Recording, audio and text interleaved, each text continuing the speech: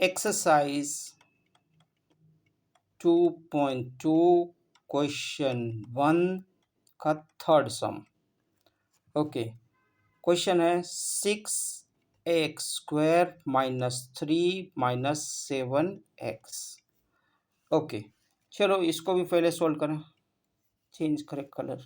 Okay, देखो यहाँ पे फर्स्ट वाले सम में मैंने बताया था, आप अगर उतावल में जल्दबाजी में फटाफट करोगे तो जैसे ऐसे करोगे, क्या करोगे, 6 7 जा कितना हुआ 42, तो 42 लिख के उसके फैक्टर बना के करोगे, गलत आएगा आंसर। पता है क्यों?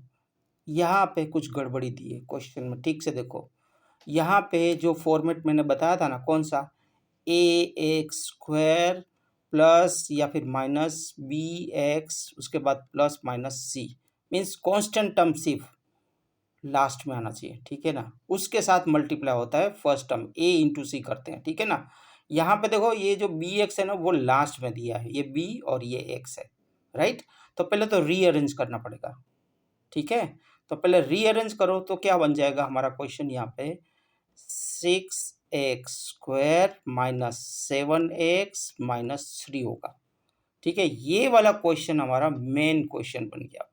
चलो इस क्वेश्चन के हिसाब से अब देखो 6 3 जा 18 होता है, तो पहली बात कि यहाँ पे 18 लिखो और 18 के फैक्टर बनाओ, हमारे जो रूल है उसके हिसाब से। 2 9 जा 18, 3 3 जा एंड 3 1 जा। तो देखो तीन फैक्टर कौन कौन से मिले, 2 3 3।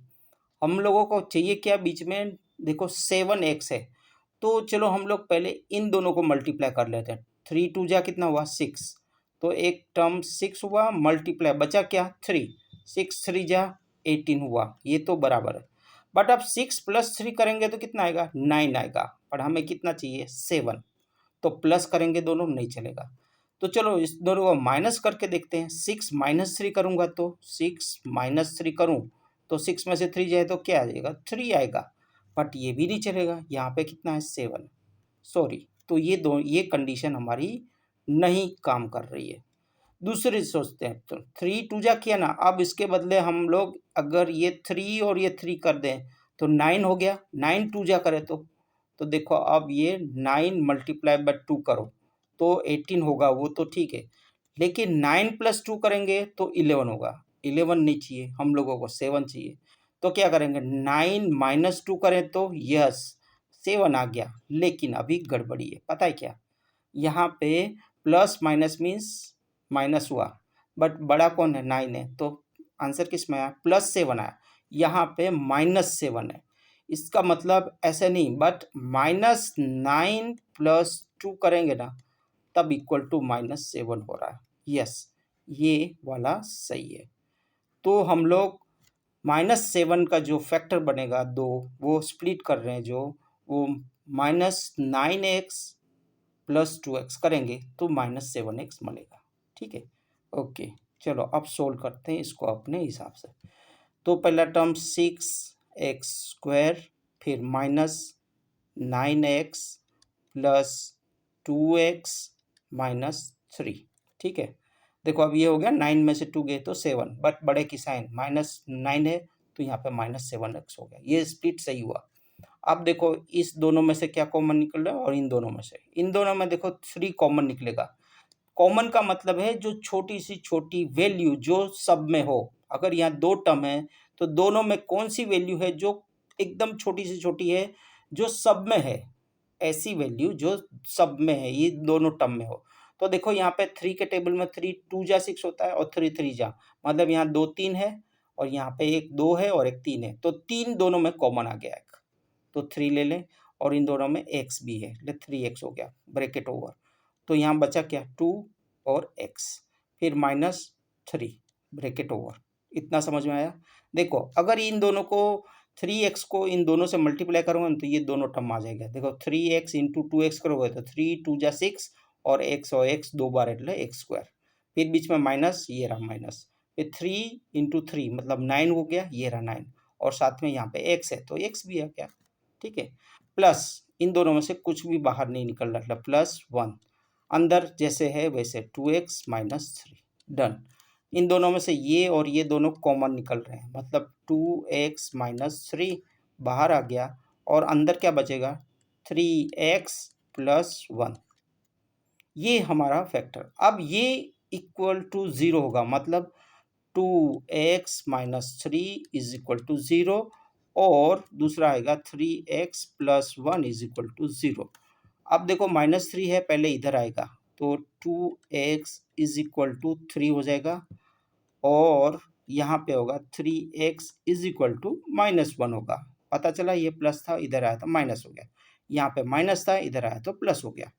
अब यहाँ पे मल्टीप्लाई में है 2 इंटू एक्स है तो x क्या मिलेगा 3/2 और यहाँ पे होगा x इज इक्वल टू -1/3। तो पोलिनोमियल के रूट्स क्या मिले, तो polynomials the roots roots word use नहीं करना है अभी, यहाँ पे सिर्फ आपको जीरोस यूज करना है। वो पहले इसके पहले रूट्स भी आते थे कई जगह, इसलिए okay. So the zeros are 3/2, -1/3। ये दो जीरोस मिले। अब क्या करना है, पहला सम ऑफ जीरोस क्या मिलेगा, सम ऑफ जीरोस फॉर्मूला के हिसाब से पहले माइनस आएगा, फिर ब्रैकेट आएगा, ब्रैकेट के अंदर क्या आएगा कोएफिशिएंट ऑफ x, x का कोएफिशिएंट क्या है -7, तो यहाँ पे रखो -7 और नीचे क्या आएगा कोएफिशिएंट ऑफ x स्क्वायर मतलब 6 आएगा, तो एक्चुअली 7/6 आया। ठीक है, सम ऑफ जीरोस। और अगर आप इन दोनों जीरोस का प्लस करोगे तो 7/6 ही आएगा। अगर आपको करना है तो बाद में मैं करता हूँ, ठीक है, पहले ये वाला करते हैं। Product of zeros,